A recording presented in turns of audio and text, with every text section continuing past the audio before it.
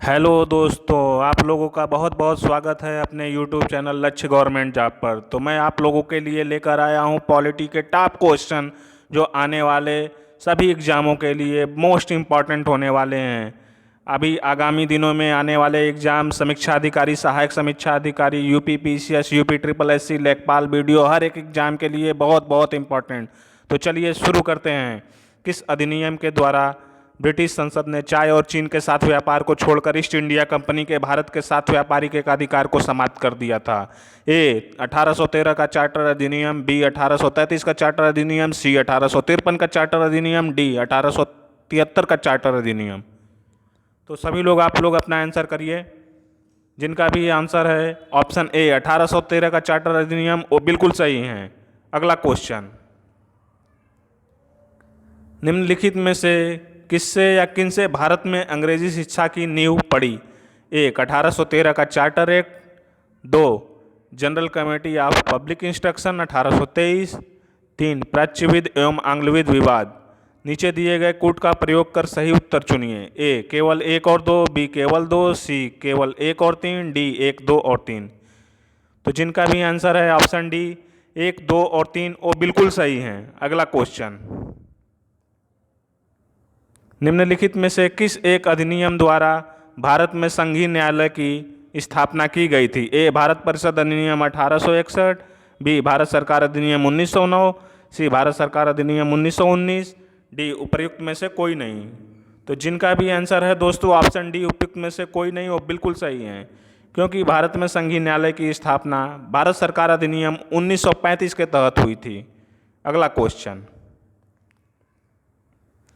भारत के संविधान में केंद्र और राज्यों के बीच किया गया शक्ति का विभाजन इनमें से किसमें उल्लिखित योजना पर आधारित है? ए मार्लेमिंटो सुधार 1909, बी मार्टेग्यू चेम्सफोर्ड अधिनियम 1919, सी भारत सरकार अधिनियम 1935, डी भारतीय स्वतंत्रता अधिनियम 1947। तो जिनका भी आंसर है दोस्तों ऑप्शन सी भारत सरकार अधिनियम 1935 वो बिल्कुल सही है। अगला क्वेश्चन देखते हैं दोस्तों, 1935 का गवर्नमेंट ऑफ इंडिया एक्ट क्यों महत्वपूर्ण है? ए यह भारतीय संविधान का प्रमुख स्रोत है, बी इसके द्वारा भारत को स्वतंत्रता मिली, सी इसमें भारत विभाजन उल्लिखित है, डी इसके द्वारा रियासतें समाप्त हुई।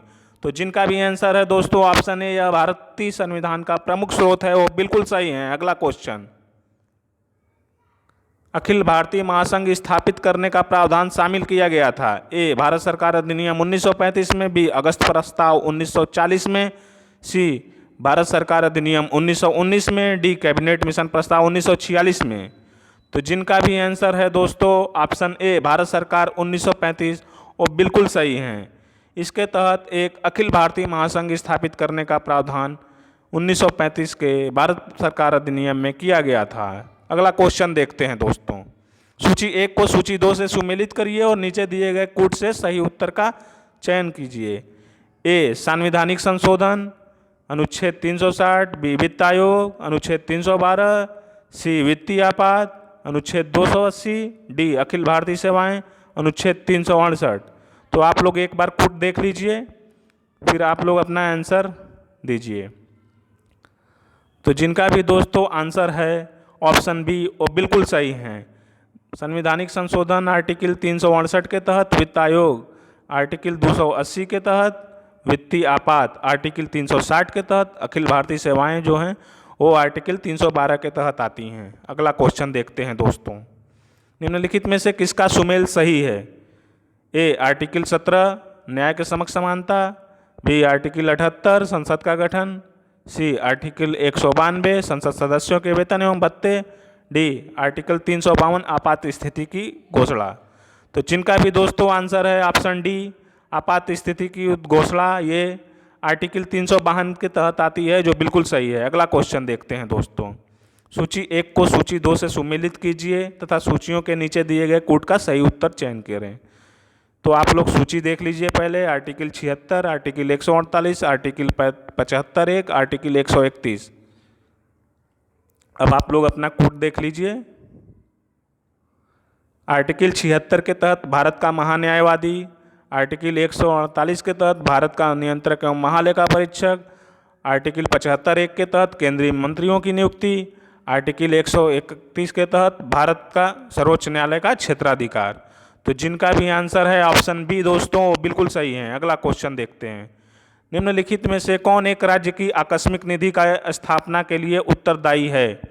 ए किसी राज्य का विधानमंडल, बी संसद, सी राष्ट्रपति, डी उपयुक्त में से कोई नहीं। तो जिनका भी आंसर है दोस्तों ऑप्शन ए किसी राज्य का विधानमंडल वो बिल्कुल सही है। अगला क्वेश्चन,